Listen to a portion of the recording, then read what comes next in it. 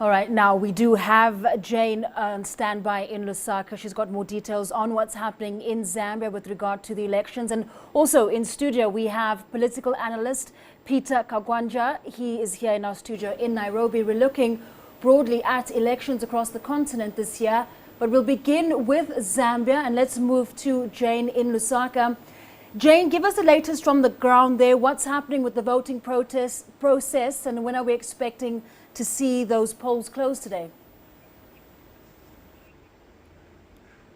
Well, for me, the polls are due to officially close at 6 p.m. local time. That's in just about 7 hours time. But it may not be the case because up until a couple of minutes ago, it was raining heavily. It's actually been raining very heavily since for the better part of this morning, since the polling began. And we do know that there are some areas there were delays, especially in the western, eastern and northeastern regions where at least 22 polling stations have been affected. According to the Electoral Commission, they say that those areas did not get their voting materials on time. There were delays because the roads were impassable. They had to hire choppers to deliver this material. So we certainly expect some delays in some area. But right now we are in central Lusaka at Kabulongo Primary School, where so far so good. Voting appears to be going on smoothly. In fact, at the moment, the leading opposition candidate, Hakainde Hichilema, is actually voting at this building behind me. And one of his calls was he was ready. He says he actually spoke to us before he went in and said that he's ready to accept the poll,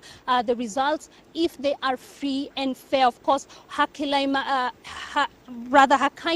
is Edgar Lungu's biggest challenger. That's the ruling party candidate. And many analysts predict that it's going to be an election that's going to be too close to call between the two candidates from the ruling party and the main opposition party. But that said, Famida, here in central Lusaka, the polling appears to smoothly, and it's basically an election that's widely seen in other parts of Africa where voters are only required to come in with their voters card and their national ID, and their names are set to be are just verified in the register, and it's a process that's taking about 3 minutes. Famida? All right, Jane, just hang on for us a moment. We're going to speak to Peter here in our Nairobi studios. If you look at the circumstances leading up to these polls, of course, Zambia going to election because President Michael Sata passed away. And there were some issues around transparency at that time. The Zambian government not saying very much about how sick he was, and then even a slight delay in the announcement of his death. Does this talk to an issue around a lack of transparency in governments?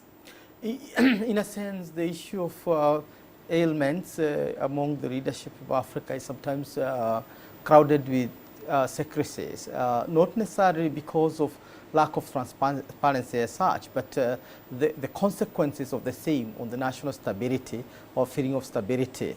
Particularly the tendency to kick off succession struggles within the political parties, both the ruling and the opposition. So that's why most parties prefer to keep it secret so that they can manage the transition. And as you have indicated, even when such leaders pass on, they tend also to not disclose it immediately. And long before Sata, the other leader also passed on, and it was also delayed for a while. He even stayed abroad for a while in order to, I would argue, to give the country time to organize some form of transition. Yeah, the gap here is that succession in Africa, the question of succession in Africa is still the lingering issue. Whether you are looking at Cote d'Ivoire, Burkina Faso and the crisis that it has had, or now Zambia in terms of election, the question of transition from one regime to another, or even within the regime, is a very, very risky issue.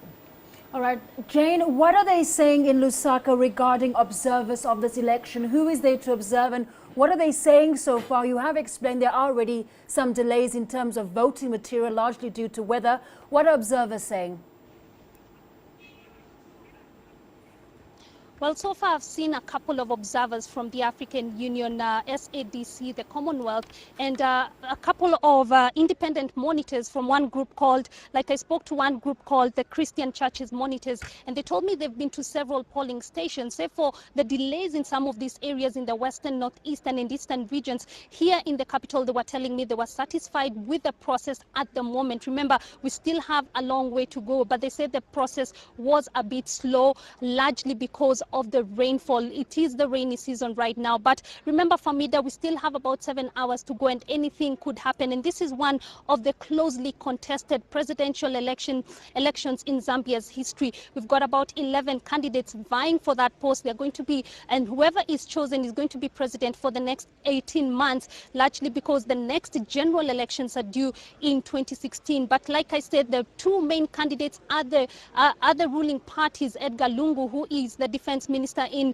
the late Michael Sata's government. And then we've got Hakainde Hichilema, who is the main opposition party candidate from the United Party of National Development, who is promising a new beginning in Zambia. He says he is an economist by profession, and that's what some Zambians believe the country needs at the moment. But on the other hand, we've got Edgar Lungu, who was actually chosen by the late Michael Sata to step in for him when he went for treatment in London before he died. And he sort of says in his last interview, he said that was his endorsement to the presidency. But at the end of the day, it's now up to 5 million Zambian voters to decide who is going to be their president for the next 18 months.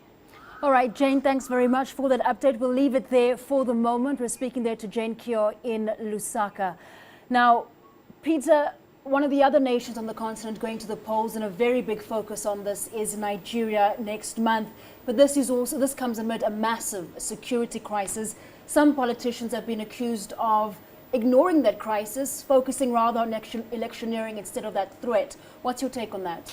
I think Nigeria has a very steep climbing to do because of Boko Haram. The whole of northeastern part of that country is unlikely to have what you can call a free and fair election, because first, there is massive displacement in the country.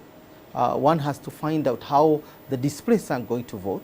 Two, there is the threat of disruption of that election by Boko Haram militias in areas they control.